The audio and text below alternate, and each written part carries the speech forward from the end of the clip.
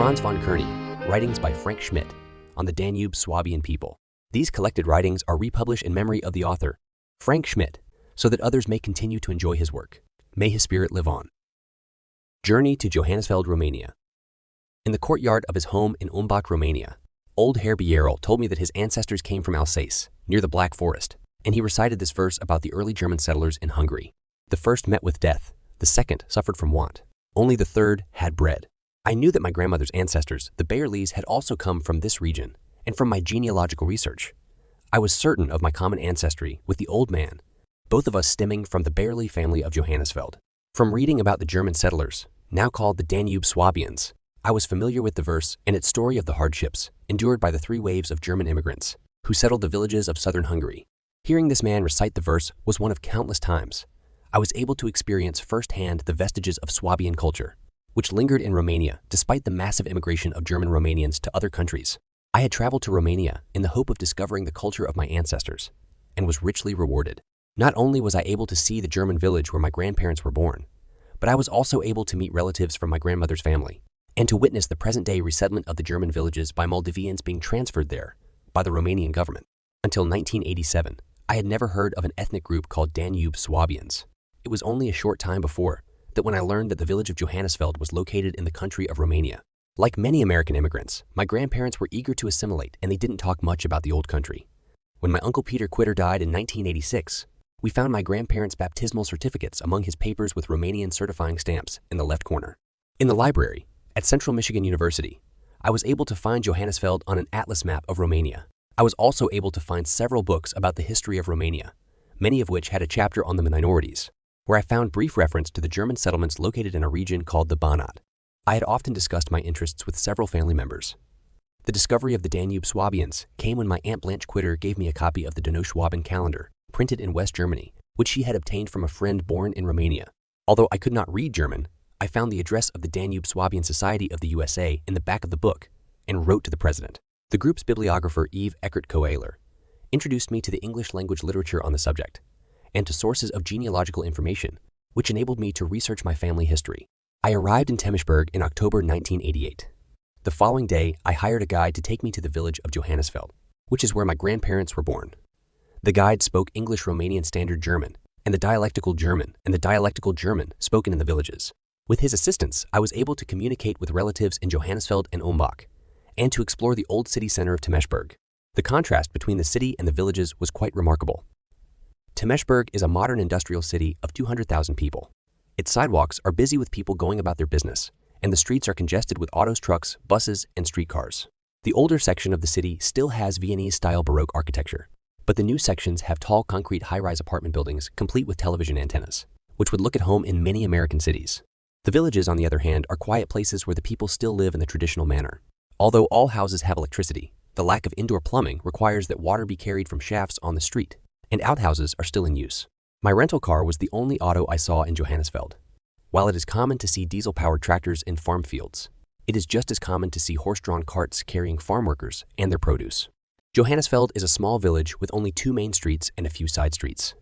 When we arrived there, I decided to go to the post office thinking that the postmaster would probably know all of the names of the villagers.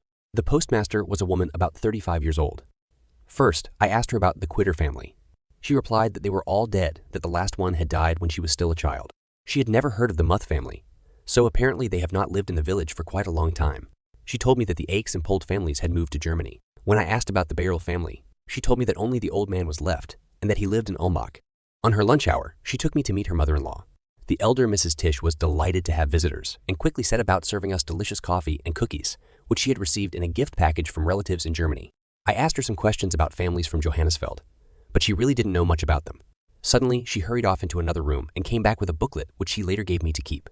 It was a copy of Johannisfeld's 100-year history book, and from this booklet, I learned that my ancestors from the Quitter, Muth, and Aches families were among the German settlers who founded the village in 1806.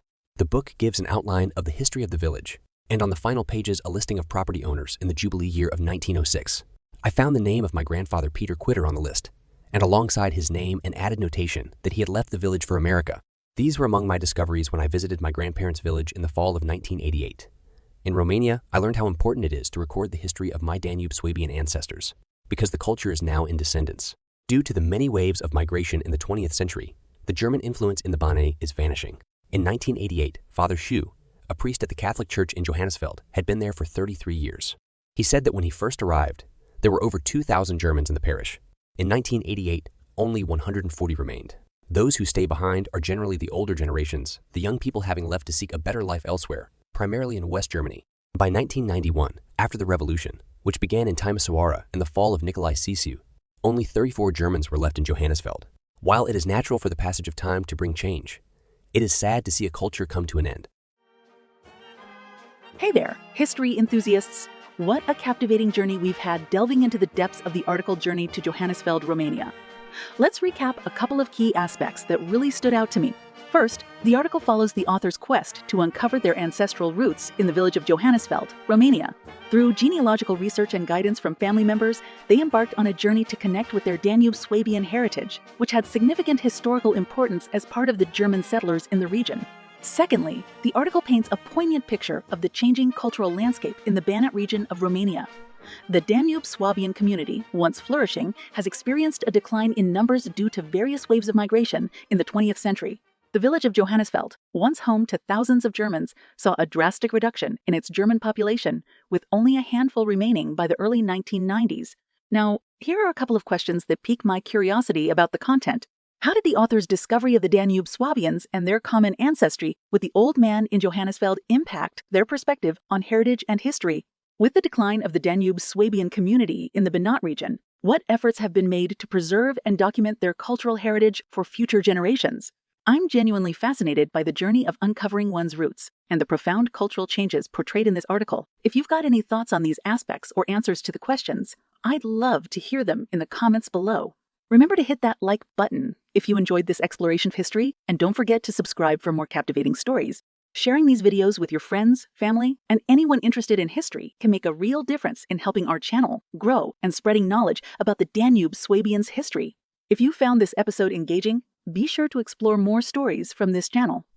Your support in sharing them far and wide can truly contribute to the preservation of cultural heritage. Until next time, keep exploring and cherishing history. Wir sind Donauschwaben, Kindeskinder.